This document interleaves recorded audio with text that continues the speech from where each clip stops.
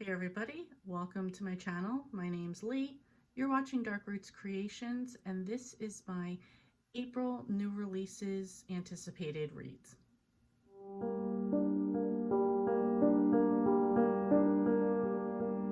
So finally the new release game is back on point. I have 8 books coming out that I'm interested in, plus a bonus one to tell you guys about. First up is a middle grade. This is Frozen Peaches by Erin Soderbergh Downing, and this is the 3rd book in the Great Peach Experiment. The Peach family travels to chilly Sweden to stay at the world-famous ice hotel, where they will learn everything they need to know about running a popular tourist hotel from the very best of the best. While on their frozen adventure, Herb, Freddie, and Lucy also get to experiment with dog sled racing, ice carving and design, and will participate as a family in the Ice Hotel's annual Frozen Olympics. I love the Peach family. I love when they work together, and now they're off on another adventure to Sweden, so I can't wait for this one. And this will be out on April 7th. Next up is a cozy mystery. This is Hammocks, Handguns, and Hearsay by Tanya Kappas. This is number 31 in the Campers and Criminals series. There's actually not a little synopsis out about the book, but for somebody that hasn't read Campers and Criminals, 1, I highly recommend it, and 2, this takes place in the Daniel Boone National Forest at a campground called Happy Trails, and it is run by Mae West, and she is often solving crimes along with her group of friends known as the Laundry Club Ladies. You know, each book is like pretty quick, and it's just a fun series, so highly recommend. And I'm nowhere near up to 31 yet, but always looking forward to a new Tanya Kappas. And this one comes out on April 27th. Another cozy mystery is Time Will Tell by Kathy Daly. This is number 12 in the Cottage on Gooseberry Bay series.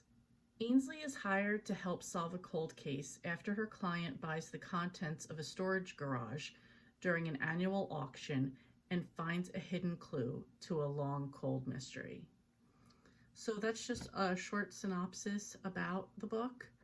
I don't want to get too much into the series, but the main point of this is Ainsley lost a family member. She winds up coming to Gooseberry Bay, and she's determined to find out about her past, and I really can't say anything more about that because as I'm about to talk about it, I'm just going to give away spoilers. So looking forward to number 12. Again, I'm not quite there yet either, but this one comes out on April 18th. Next up is a contemporary romance, and this is Happy Place by Emily Henry. Harriet and Wynne have been the perfect couple since they met in college. They go together like salt and pepper, honey and tea, lobster and rolls. Except now, for reasons they're still not discussing, they don't. They broke up 6 months ago and still haven't told their best friends. Which is how they find themselves sharing the largest bedroom at the main cottage that has been their friends' group yearly getaway for a decade. Their annual respite from the world, where for one vibrant blue week they leave behind their daily lives, have copious amounts of cheese, wine, and seafood, and soak up the salty coastal air with the people who understand them the most. Only this year, Harriet and Wynne are lying through their teeth while trying not to notice how desperately they still want each other. Because the cottage is for sale and this is the last week they'll all have together in this place, they can't stand to break their friends' hearts, and so they'll play their parts. Harriet will be the driven surgical resident who never starts a fight, and Wynne will be the laid-back charmer who never lets the cracks show. It's a flawless plan if you look at it from a great distance and through a pair of sunscreen-smeared sunglasses. After years of being in love, how hard can it be to fake it for 1 week in front of those who know you best? Sounds good. I read People We Meet on Vacation last year. I have two other books of hers on my to be read pile, and I'm just going to add this one on too because I'm definitely liking this type of chick lit vibe. And this one comes out on April 25th. Next is a thriller slash mystery, and this is You Shouldn't Have Come Here by Geneva Rose. Grace Evans, an overworked New Yorker looking for a total escape from her busy life, books an Airbnb on a ranch in the middle of Wyoming. When she arrives, she's pleasantly surprised to find that the owner is a handsome man by the name of Calvin Wells. But there are things Grace discovers that she's not too pleased about. A lack of cell phone service, a missing woman, and a feeling that something isn't right with the town. Despite her uneasiness and misgivings from Calvin's family and friends, the two grow close and start to fall for one another. However, as her departure date nears, things between them start to change for the worse. Grace grows wary of Calvin as his infatuation for her seems to turn into obsession. Calvin fears that Grace is hiding something from him. Told from dual points of view, You Shouldn't Have Come Here is a thrill ride and a cautionary tale of what can go wrong when you open your house and your heart to a total stranger. I've never read anything by Geneva Rose. This does sound good. I am interested. There's just something about this that's like, okay, I really want to know more. So looking forward to this one, and this one is coming out on April 25th. Another thriller mystery, and this is Before We Were Innocent by Ella Berman. 10 years ago, after a sun-soaked summer spent in Greece, best friends Bess and Joni were cleared of having any involvement in their friend Evangeline's death. But that didn't stop the media from ripping apart the teenagers' lives like vultures. While the girls were never convicted, Joni, ever the opportunist, capitalized on her newfound infamy to become a motivational speaker. Bess, on the other hand, resolved to make her life as small and controlled as possible so she wouldn't risk losing everything all over again. And it almost worked. Except now Joni is tangled up in a crime eerily similar to the one on that fateful night in Greece. And when she asks Bess to come back to LA to support her, Bess has to make a decision.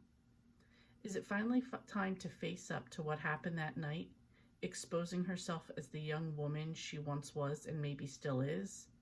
And what happens if she doesn't like what she finds? After reading a few preview reviews for this, it does sound like this is like kind of like a teenage girl toxic friendship type of thing, and not always, but every once in a while I'm here for something like that. So I decided to pick this one. I'm looking forward to this, and this is coming out on April 4th. Another thriller mystery, and this is With My Little Eye by Jocelyn Jackson. It started with the letters. For actress Maribel Mills, disturbing fan mail is part of the price of fame. So when she starts getting creepy letters written in fruit-scented marker, she's almost unfazed and diligently files them along with her other messages from unhinged fans. After all, she's a single mom approaching 40, not the kind of hot young celeb who sparks dangerous obsessions. But there's something different about Marker Man. He's been in her home. Maribel's sheets smell of an unfamiliar cologne, and objects have gone missing around the house. Plus, the letters have become more perverse, with drawings of a naked Maribel tied up or chopped into pieces. While the police insist that stalkers hardly ever escalate to violence, Maribel has played the dead girl one too many times on TV to risk becoming her in real life. She and her daughter moved from Los Angeles to Atlanta for a fresh start, but no distance is great enough. He's watching her. Years of being in front of the camera have given Maribel a superpower. She can feel eyes on her, a creepy sensation like bees inside her skin. And someone definitely has her in their sights. Could Marker Man have followed her all the way across the country? Who else might be watching? her ex-husband, the lover she left behind in LA, her new neighbor. Suddenly, every man in her life is a suspect, but she can't keep herself and her daughter safe from a monster she can't identify. When the paths of all these men collide, Maribel will find herself alone in the fight of her life, desperate to protect those she loves, as danger closes in on all sides. I previously read a Jocelyn Jackson book, Never Have I Ever. I gave it 5 stars, so looking forward to this one, and this one comes out on the 25th. Okay, this next one is a fiction, romance, adult, contemporary, mystery thriller. This is MOOREWOOD Family Rules by Helen K. Dimon. Knives Out and Ocean's 8 meets The Nest in this hilariously twisty novel about a woman who returns home from prison to her dysfunctional con artist family and tries to get them to go legit.